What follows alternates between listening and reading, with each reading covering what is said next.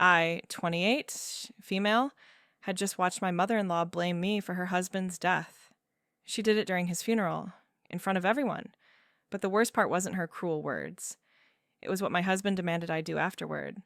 My husband, Mark, 30, male, wanted me to apologize to her, to the woman who had just called me a murderer while standing over his father's coffin. That moment changed everything. But to understand why I did what I did next, you need to know the whole story. This wasn't some random outburst from a grieving widow. This was the final move in a game she'd been playing for years, a game where I was always meant to lose, until I decided to flip the board. David was the only person in Mark's family who ever treated me like I belonged. From day one, he welcomed me with open arms. He'd sneak me extra dessert at family dinners.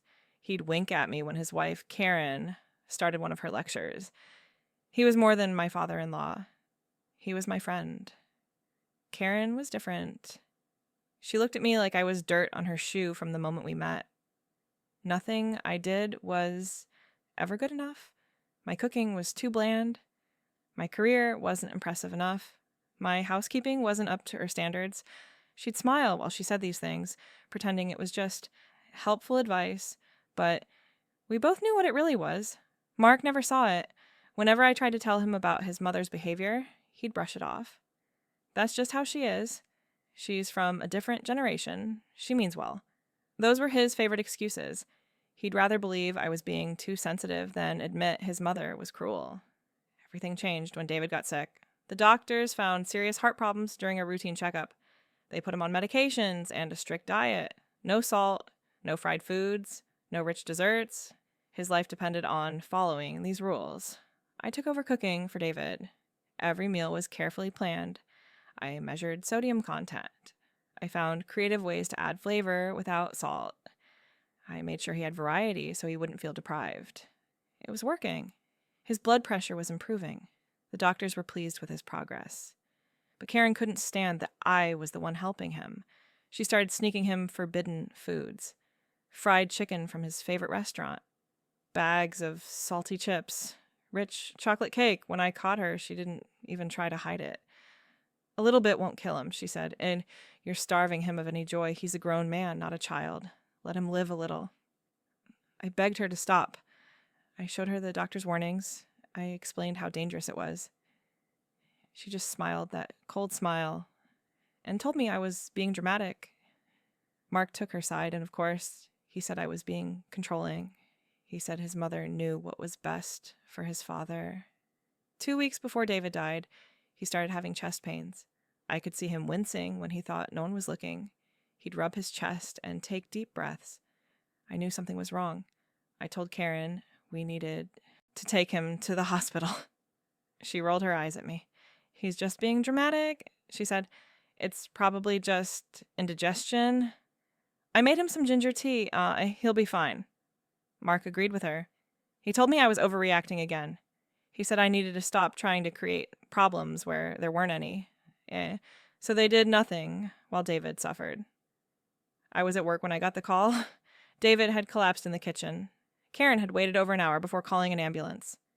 She claimed she thought he was just tired. By the time help arrived, it was too late.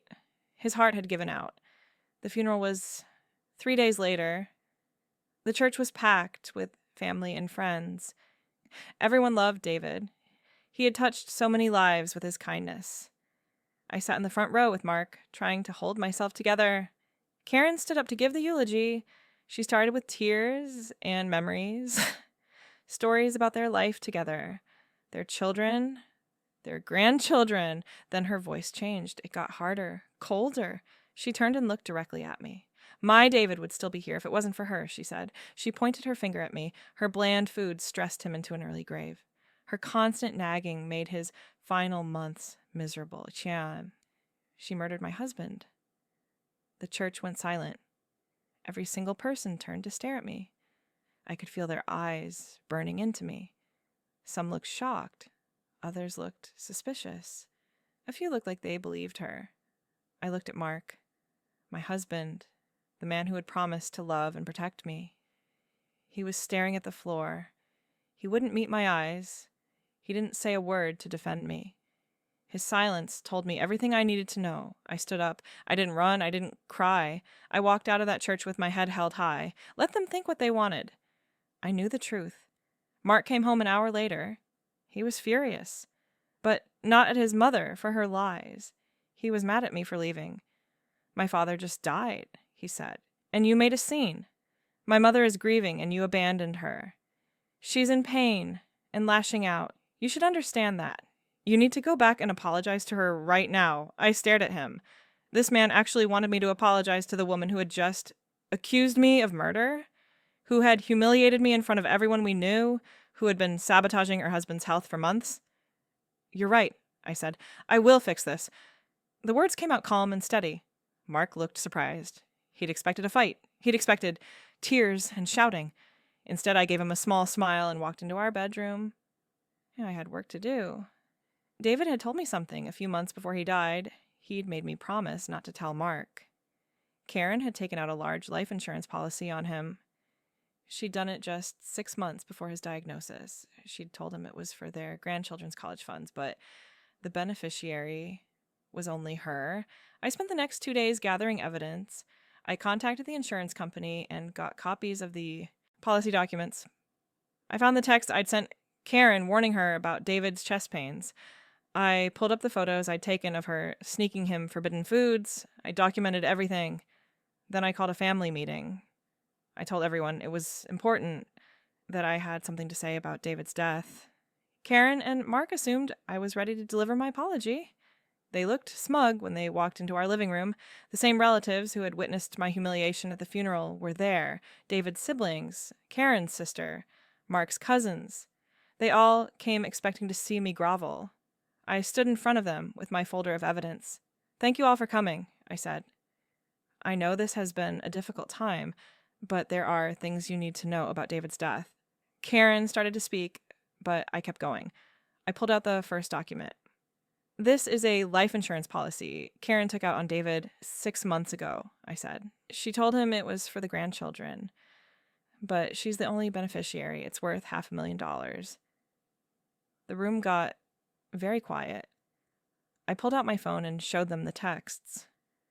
These are messages I sent Karen 2 weeks ago, I said. I begged her to take David to the hospital.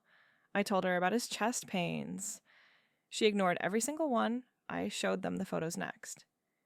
These are pictures of Karen giving David foods his doctor had forbidden, I said. Foods that raised his blood pressure. Foods that stressed his heart. She did this even after I explained it could kill him. Karen's face had gone white. She opened her mouth, but no words came out. The family members were looking at her now, not with sympathy, with horror. She knew he was dying, I said. She chose not to get him help. She chose to feed him food that would make him worse. She chose money over her husband's life. And then she blamed me to cover her guilt. David's brother stood up. His face was red with anger, but not at me. He was staring at Karen like he'd never seen her before. Other family members started talking, all at once. Accusations flew. Karen tried to defend herself, but no one was listening anymore. I turned to Mark. He looked destroyed. His world was crumbling around him. Good. He deserved to watch it burn. I will not apologize for your mother's greed, I said. I will not take the blame for her choices, and I will not stay married to a man who chose his mother's lies over his wife's truth. I pulled out one more document. These are divorce papers, I said. I've already filed them. I'm done with both of you. I walked out of that room and never looked back. The last thing I heard was shouting, crying, the sound of a family tearing itself apart. That was 6 months ago. Karen is under investigation for insurance fraud. The family has cut her off completely. She's alone now, living with the consequences of her actions. The insurance company refused to pay out the policy.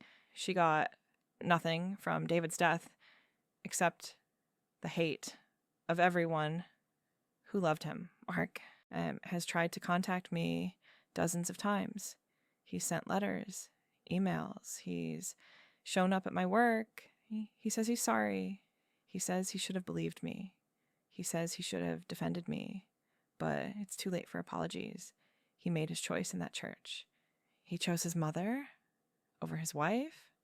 Now he gets to live with that choice. Some people have said I went too far, that I should have just walked away quietly. That revenge isn't the answer. But they didn't stand in that church while their husband stayed silent. They didn't watch their mother-in-law poison their father-in-law while everyone called them dramatic. They didn't lose the only person in that family who ever showed them kindness. David deserved better than the way he died. He deserved a family who put his health first. He deserved a wife who loved him more than money. He deserved a son who would stand up for the truth. He didn't get any of that. But at least now everyone knows what really happened. Karen thought she could destroy me with her lies. She thought she could paint me as a villain and walk away with her husband's life insurance money. She thought Mark would always take her side. She thought wrong. I didn't just walk out of that funeral. I walked out of a toxic family that never wanted me there. I walked out of a marriage to a man who didn't deserve me. I walked into a new life where I don't have to fight for basic respect, where I don't have to beg people to believe me, where I can just be myself without constantly defending my right to exist. David would be proud of me. He always told me I was stronger than I knew. He told me not to let Karen break me. He told me I deserved better than the way his family treated me. He was right about all of it. I kept one thing from my old life. It's a photo David gave me last Christmas. It's just the two of us at Thanksgiving, laughing at something silly. Karen had been criticizing my turkey, and David had whispered a joke in my ear about her own cooking disasters. Like that moment of connection, of understanding, of pure joy in the middle of family chaos. That's what I choose to remember. Karen has to live with what she did. Mark has to live with his cowardice. But I get to live free. I get to build a new life with people who actually care about me. I get to wake up every morning without wondering what fresh hell my mother-in-law has planned. I get to be happy. The truth has a way of coming out. It might take time. It might take evidence. It might take standing up in front of everyone and laying out the facts. But eventually, the truth always wins. David taught me that. And in the end, I made sure his death meant something. I made sure the person responsible faced justice. I made sure his story was told. That's my revenge. Not just walking away, not just divorcing Mark, but making sure everyone knows exactly who Karen really is. Making sure she can never hurt anyone else the way she hurt David. Making sure she pays for what she did. And she is paying every single day. She pays. She lost her family. She lost her reputation. She lost the money she killed for. She has nothing left but the knowledge that everyone sees her for what she really is. A greedy woman who let her husband die for money. A monster who blamed an innocent person to cover her own guilt. A mother who raised a son too weak to see the truth. I won. Not because I destroyed them, though I did. I won because I refused to let them destroy me. I won because I stood up for David when no one else would. I won because I chose truth over family politics. I won because I walked out of that funeral and never looked back.